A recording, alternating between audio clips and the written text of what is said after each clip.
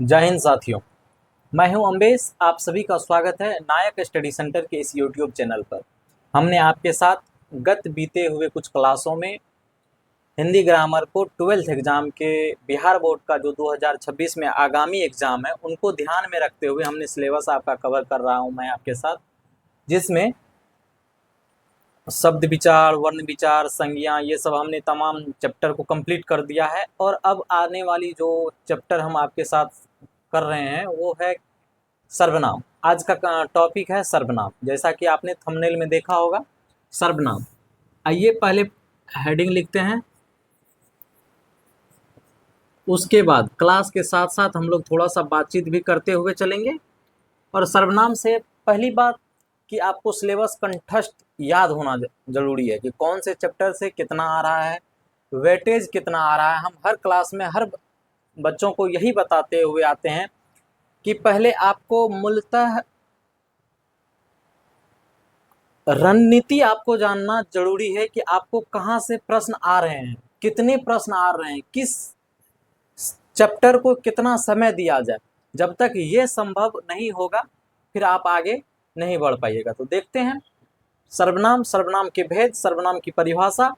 इससे आपको आने वाले हर एग्जाम कंसेप्ट बेस्ड टॉपिक है और इसमें ज़्यादा कुछ है नहीं, तो शॉर्ट में ही ख़त्म हो जाएगा आपका। इसमें कुछ ज़्यादा है नहीं, लेकिन आने वाले हर एग्जाम में बच्चों के लिए मतलब ये जरूरी होता है सर्वनाम में कि सर्वनाम के कितने भेद होते हैं। प्रश्न यहाँ से डायरेक्टली इतने पूछता है कि एक वाक्य दे देगा, उसमें से सर्वनाम कौन से हैं, या पूछ देगा कि सर्वनाम के कितने भेद है बोर्ड के एग्जाम में। लेकिन जूनियर सेक्शन में जब आप अपने भाई बहन को पढ़ा रहे होंगे या बता रहे होंगे या वो पूछेगा, तो आप उसको आसानी से बता सकते हैं कि सर्वनाम क्या है, सर्वनाम किसे कहते हैं और कौन कौन से सर्वनाम इसके अंतर्गत आता है।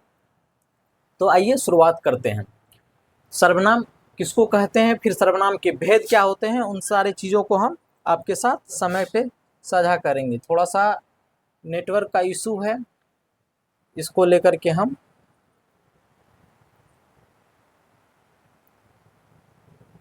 थोड़ा सा समस्याएं इतनी आ जाती है कि बीच में आप जिन कामों के लिए आप अग्रसर हुए हैं, आगे बढ़ रहे हैं, उन रास्तों में उनकी बाधा इतनी आ जाएगी कि आपको फिर समझ में नहीं आएगा। उन बाधाओं को भी जब आप लतार करके, साइड करके जब आप आगे निकल जाएंगे तो फिर आप सक्सेस कर जाएंगे। यही तो है आदमी का चुनौती। तो चलिए शुरुआत कर देते हैं अपने लोग। सर्वनाम किसको कहते हैं, इनकी परिभाषा की बात करते हैं। हमने आपके साथ शेयर किया था, आपको बताया था कि सर्वनाम किस संज्ञा किसको कहते हैं। तो जो संज्ञा के स्थान पर जो प्रयोग किया जाता है उसी को सर्वनाम कहते हैं। तो सीधा परिभाषा लिख देते हैं कि संज्ञा के स्थान पर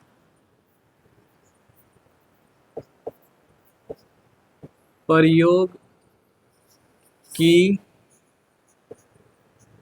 जाने वाली शब्द को सर्वनाम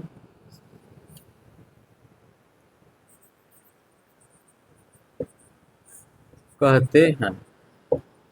ये तो हो गया हमारा परिभाषा, ये हो गया हमारा परिभाषा कि सर्वनाम किसको कहते हैं। तो जो संज्ञा के स्थान पर प्रयोग किया जाता है। जैसे अब हम इसके साथ तुरंत आपको बता देते हैं, एक वाक्य लिखते हैं, एग्जाम्पल लिखते हैं। राधा बाजार जा रही है। राधा बाजार में कचौड़ी खाई। राधा अपने घर के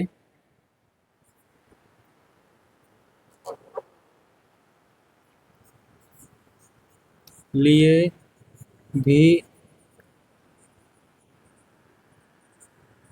कचौड़ी लाई। अब इसमें आपको ये वाक्य है, तो ग्रामर, हिंदी ग्रामर कहता है कि ये जो आपने कुछ वाक्य लिखा है यहाँ पर सर, आपने जो ये कुछ सेंटेंस लिखा है, यह टोटली गलत है, यह टोटली गलत है। हिंदी ग्रामर कहता है कि यह टोटली गलत है। ये क्या है? टोटली गलत है। तो यहाँ पर सही क्या होगा? तो एक राधा तो चल सकती है, दूसरा राधा का यहाँ जिक्र नहीं होगा, तीसरा राधा का जिक्र नहीं होगा। सर्वनाम अगर आप पढ़े हैं, सर्वनाम की जानकारी आपको है, तो आप सर्वनाम की जानकारी अगर आपको है तो ये हिंदी ग्रामर आपको, अगर सर्वनाम की जानकारी आपको है और फिर भी आप ये सेंटेंस, ये वाक्य अगर आप लिख रहे हैं, तो समाज आपको कतई बर्दाश्त नहीं करेगा, सीधा समझ में आएगा कि ये पढ़ा लिखा नहीं है। लेकिन हिंदी ग्रामर हमारा कहता है कि अगर आप पढ़े लिखे हैं तो संज्ञा का प्रयोग कीजिए सर्वनाम के जगह पर। आपने यहाँ पर देखिए बार बार हम राधा का जिक्र किया हुआ, राधा बाजार जा रही है, फिर राधा वहां पर कचौड़ी भी खाई और फिर राधा घर के लिए भी लेकर के आई। लेकिन इसका सही शब्द, सही क्या होगा? इसका सही होगा कि राधा बाजार जा रही है, हम लिखते हैं सही में। सही अर्थ क्या होगा? राधा बाजार जा रही है, फिर अब राधा है, फिर आगे में, तो राधा के जगह पे हम क्या प्रयोग करेंगे? वह प्रयोग करेंगे, क्योंकि वह बाजार में कचौड़ी खाई, तो वह बाजार में कचौड़ी खाई।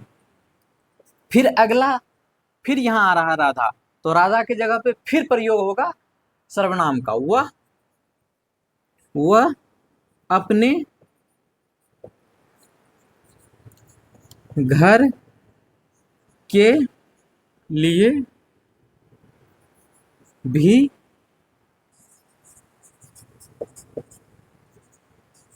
कचौड़ी लाई। ये हुआ हमारा सही सेंटेंस।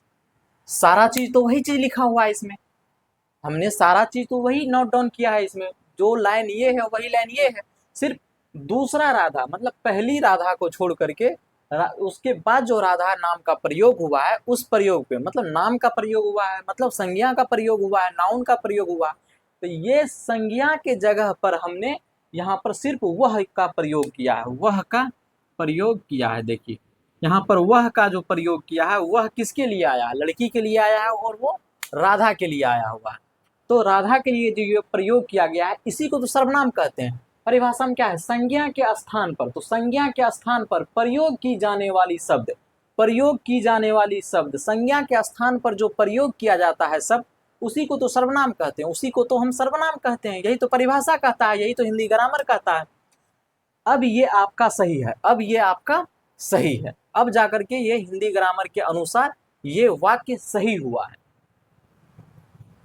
तो चलिए अब हम लोग शुरुआत करते हैं इसकी इसका भेद के बारे में।